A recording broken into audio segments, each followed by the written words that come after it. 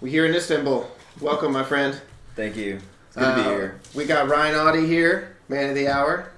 Made it all the way back out. He's been your second time, right? That's right. To Istanbul for our first ever artistpreneur retreat that just got its name just now because it didn't. So we decided to start to bring our clients out here and kind of just like live this life. For some that want to travel and don't get the opportunity, they're finally starting to build their online business and have that freedom. They're not tied down to a 9 to 5. So we kind of just sent it out to our clientele and see who was interested. Had a lot of interest, but not a lot of people ready to pull the trigger. And it's fine. It's a scary step. This guy was not scared. He's like, bro, let's do it. Like now, let's go. So what made you want to do that? I mean, obviously you've been traveling before, and that was like a thing that you was involved in your personal life before us, but was there some kind of other thing that you're like, yeah, I have to do this? Like, what brought you to say yes? Yeah, certainly I would say that my recent experience traveling for 4 months made it kind of a no-brainer for me. I feel like before this experience, traveling, across 8 countries for 4 months by myself, prior to that, I think I would have been more hesitant, but having that experience made me realize how easy it actually is to do something like this. I mean, especially having the place to stay, having the support of you guys was like a no-brainer to me. So sure. I saw that opportunity and I was like, oh, hell yeah, let me hit these guys up. Yeah, you want to talk a little bit about the start of this online business, just get involved in the accelerator first and just like what brought you to want this, nomadic online business, digital nomad lifestyle in general? Yeah, so definitely for quite some time I had wanted to I had it in the back of my mind of starting my own online business so that I could maybe move to another country or be somewhat of a digital nomad. But it wasn't until I went on this aforementioned 4-month trip that it really pushed me to be like, all right, let's actually do this. Let's make this a thing. And, the algorithms essentially kind of led me to you guys. They knew exactly what I wanted and what I needed. It's how, this is how the journey began with the artistpreneur program. So ultimately, prior to joining this program, I had some vague idea that I wanted to start my own online business, and I knew that my skill set really revolved around being a musician and being a teacher, being an educator. But I didn't know exactly what I was trying to do. Prior to joining this program, I was just kind of teaching whatever people wanted, doing lower ticket stuff, hourly lessons, right? If you needed a piano teacher, I was the guy. If you needed a guitar teacher, a drum teacher, ukulele teacher, whatever it is, I'm your guy. But joining this program gave me clarity on how I can create a higher ticket offer of something more specific and something more niche. So yeah, that's pretty much the story in a nutshell. And I feel like now that I have something more concrete, I have more value to offer on the table. For sure, yeah. Doing less better, as we put it. Yeah. Taking all of your skills and making one offer around that instead of a bunch of little skills, like being the Gucci instead of the Dollar General. Right. Yeah. Having a bunch of stuff that's there for cheap doesn't really move the needle, especially the needle that needs moved to be able to travel freely, make at least several thousand a month to get by, to buy flights and etc. So what about the digital nomad lifestyle now that you're here? On your 4-month trip, you didn't do a lot of working. It was mainly traveling, self-reflection. You're on the go. You're moving to a new place every other day or something, I think you said. Now you've been here for almost 10 days, about over a week. You're starting to see the live and work lifestyle. What's changed? Are you turned off by it now? Or are you okay, I'm dialed in? You know what I'm saying? The change of the turning off work mode, turning on travel mode. Yeah, I would say that it's definitely different. I'm somebody who's very driven by nature. I've always been somewhat of a workaholic at heart. So in a way, when I was traveling for 4 months, not working at all, not even really responding to emails, literally doing jack shit except traveling and enjoying life, right? Yeah. That was nice in a way to take a break from life. But being here and actually living a little bit more of the digital nomadic lifestyle, actually working while also traveling, it was definitely an adjustment. I had to kind of find the balance of, really more than anything, finding the discipline of setting aside a schedule from these days to these days, from this hour to this hour, it's work mode, right? And then, maybe after I get out of work or on the weekends, then I can go into travel mode. So it's definitely a lifestyle that's different than the one I was living when I was purely just a nomad, not a digital nomad, but just traveling. Yeah. Definitely different, but definitely also more sustainable and something that I can see myself getting more used to over time. For sure. I feel like in the last few days I've seen that your routine has seemingly improved, right? The first couple of days that you were here, it was pretty all over the place, right? You would work a few hours here and a few hours there, and maybe that's just because you were here, but maybe that's also the habits that you have back home. And then now you have all of this free time during the day that you now seemingly seem to be using.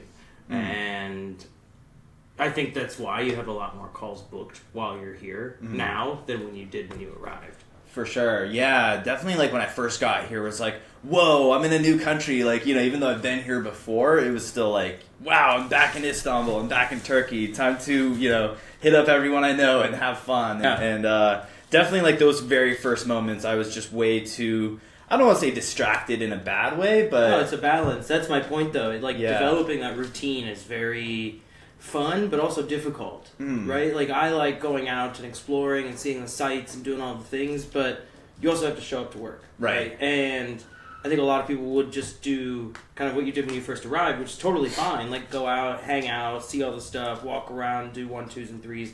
That's perfectly fine. But you also have to turn around and have the wherewithal and the power to be able to say, okay, I've got to sit down for 4 or 5 hours today and actually do the 1, 2s, and 3s. Most people, when they do all of that during the day, especially on this time zone, working, over here and then trying to cater to American hours, it's like, great, I just did a full day of exploring. It's 6 o'clock. I don't feel like going to work. I'm just going to sit down, watch some television, be asleep by 10 o'clock, 11 o'clock.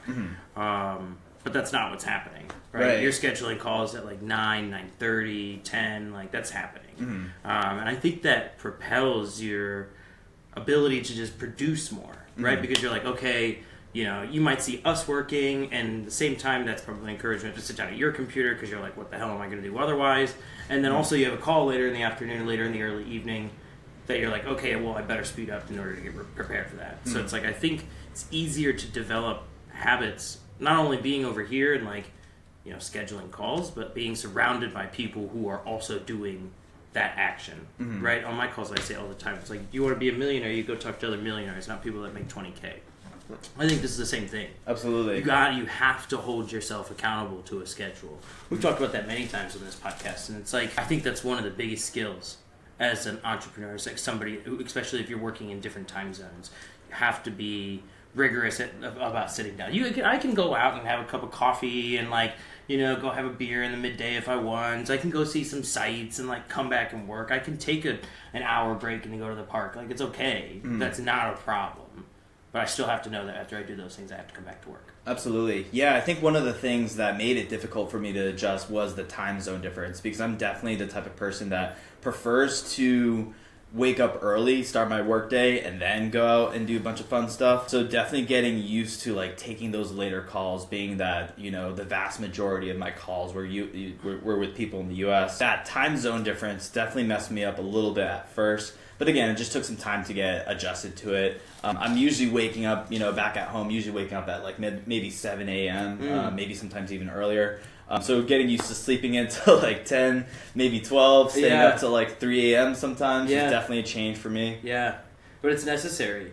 For sure. It's absolutely necessary because midnight here is 5 p.m. Central Time. It's really not that late. No, really not that late at all. That's the end of the day, right? Or midnight here is 10 a.m. or something like that. No, it's not midnight. It's 12, it's 10, so it's 2 p.m. PST. 2 p.m. Pacific time is midnight here. That's crazy. Yeah. And so staying up a little bit later kind of makes sense. Yeah. You're only doing yourself a benefit. And sleeping into the afternoon, I mean, look, these countries, it's so hot, so people don't even do anything in the morning anyway. So unless you're getting up at 7 o'clock, but we can't because our calls go till midnight. I mean, enjoy sleeping in my opinion. It's great. I don't, usually don't start work till 4, 3 at the very earliest, but usually 6. Okay. I can sleep until whatever. And still have 5 hours to do whatever I'd like to do. I can guarantee if I was back in Central Time, I would not have 5 hours before 9 a.m. Mm-hmm. I'm not waking up that early. Yeah, no, I'm definitely the opposite. I'm the early bird gets the worm type, but again, just an adjustment, you know? Yeah. And definitely something that I feel like just this past week, I'm now like accustomed. Like I know, all right, it's 12, it's midnight. This is usually a little bit too late for me to be going to bed, but like realistically, like, this is just like my new schedule. This is what I have to get used to, at least for the next few days. It's a balance. Yeah. It's definitely, as it's everything when you're traveling like this. Everything's balance. I've always said that's one of the hardest things to do is like balance between this travel mode, like, hey, I'm only here for a limited amount of time. I need to go do everything. Need to spend all of my time seeing the things and like making sure I take advantage of the location I'm in. But also, like, oh shit, I need to do some work. Mm-hmm. It's just a lot of adjustments at once, because if you're used to like your own space at home, I feel like you're kind of like me in that aspect. Like you probably have your zone that you're in, that you get a lot of your work done. You're getting thrown out of that zone, and also getting your timetables flipped on its head. That's what really was challenging for me. Because I'm very much like, I need to find a comfortable area to work in. It's like, it's very much on the fly here. Our Wi-Fi sometimes doesn't work. We don't have a desk, or we do have a desk in a different place. You have to get used to that on the fly. So that's why I think your original plan of like, when you're ready to fully jump into this, is like, stay on that time zone until you get the like working on the go figured out for a few months, and then move over to this. So that's what we did, and I felt a lot better. For sure. We were in South America, and it was like basically the same time zone, and I could focus on being like, all right, how am I going to work remotely without my ergonomic keyboard and my standing desk and my room that I like do my best work in. Figure that out, and then you can kind of get crazy with the time zones. 6, 8, 12-hour differences. No, I don't think I'd ever be able to do that. But some people do. Some people do. But 8's fine. 8's okay. Yeah. So let's talk a little bit about what we've kind of been focusing on. Like, yeah, you're getting used to the digital nomad stuff, but we've been able to do some cool stuff like in person. I feel like that, coming, though it's been 5 years ago, coming out of COVID stuff, where people are starting to like do more in-person conferences and meetings. Like, you feel like there's been a difference of like productivity and like learning faster to be able to be around building pillars and taking sales calls directly with him coaching you, but on the other side of the computer. Like, you feel a difference in that at all? Yeah, absolutely. I mean, like to your point earlier, Willie, it's like being surrounded by you guys, that in and of itself has had immense value. Just being surrounded by people that have similar goals and ambitions and are driven, that alone has been valuable to me, to be in that environment. But aside from that, the one-on-one coaching in person has been great, because if I have a question, I don't have to like text you guys and like maybe wait till you guys are awake 12 hours later or whatever, because of the time zone difference. But I can just be like, yo, Evan, like, what do you think about this? And to get that immediate response was definitely very valuable to me. Cool. Yeah, I mean, just so you know, the feeling's mutual. That's why we like bringing people out too. Just not even just clients, like friends who have a similar mindset. It's like seeing their work ethic like builds us up too a little bit. So definitely it's a synergetic thing, not just one-sided. Cool. Because I definitely feel the same way. It's important, and that's something you didn't get when you're a solopreneur working from home, surrounded by nobody. Right. Yeah, you have that digital community, but nothing quite beats being able to like even peek above a little office space and be like, hey, what are you working on? Like, let me get your advice on this. Like, the co-working, I guess, mentality, I think, is powerful in itself. Yeah, I mean, that being said, I would say that definitely even having the digital community of the artistpreneur program has been super valuable. Even if it is like remote, everyone except you guys I've never seen face to face so far. So that in and of itself has been dope. But yeah, definitely like getting to meet you guys in person, getting to work with you guys in person was like next level for me. Cool. Glad to hear. Yeah. Hell yeah. Glad you're here, bro. Do you feel like that was different for you when you were doing this by yourself, and like you were still in the digital, you were still getting used to everything yourself, but also traveling completely by yourself? Like, did you feel a change when even I like jumped on board with you? Yeah, of course. Yeah, I mean, I was on a pathway to like a lot of self-discovery, I think. right? I was pretty confident in who I was, what I was doing.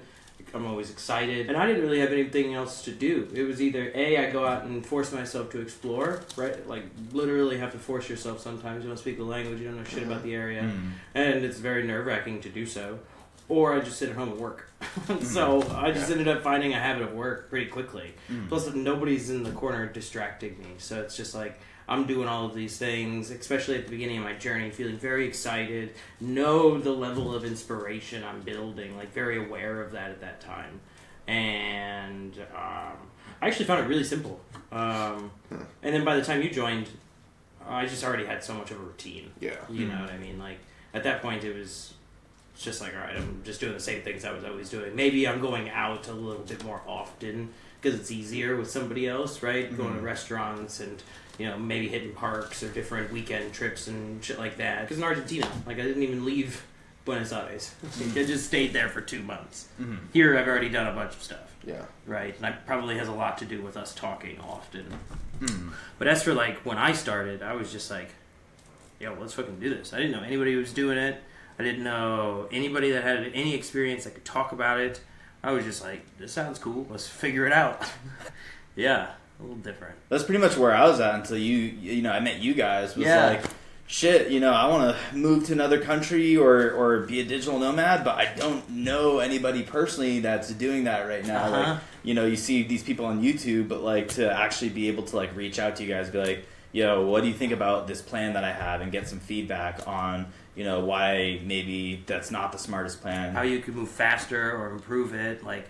I've been there, I've seen it. I've seen a few things, and I've talked to a few people in this space. Friends that do this stuff. I think that's exactly another reason I like bringing people out here is because at the end of the day, I mean, I'm not only, you know, helping you sell your product, but I'm selling the idea of like, hey, you should travel more often. Yeah. Because this is really fucking awesome, and I think everybody should experience more of it. Absolutely.